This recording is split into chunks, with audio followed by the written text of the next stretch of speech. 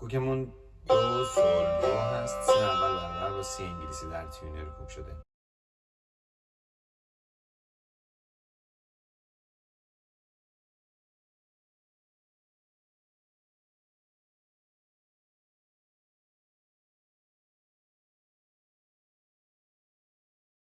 سول سول سول سول سول سول دو تک سول سول دو تکرار میشه. سول سول سول سول سول سول دو لا لا لا لا میریز ره ره ره ره سول انگوش سوم فا می ره اسیم زرد می ره دو سی دو راست چپ راست راست. سول انگوش اول سول لا تریل به سی بمول میده.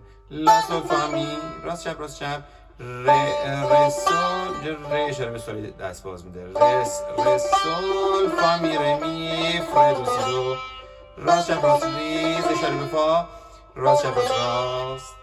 سول انگشت اول سول لا تریل به سی بمول سول فا اسیم زرد سول لا سول لا سول لا سول فا لا همچنان تریلاشون به سی بمول هست. لا میاد انگشت اول سی بمول لا سی لا سول سول لا باز تریل به سی بمول سول فا در سیم زرد سول لا سول فا می راست چپ دو یک میگم عقب.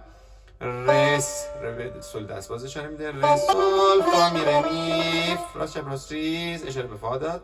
ره دو سی دو راست چپ راست ریز. همین مجرا با ادامه پیدا میکنه. دو سی لا سی سی لا سول لاس سول لا سی دو لا سی دو ره سی دو ره می دو ره می فا سول راست چپ می فا ره می دو ره سی دو راست چپ لا سی دو.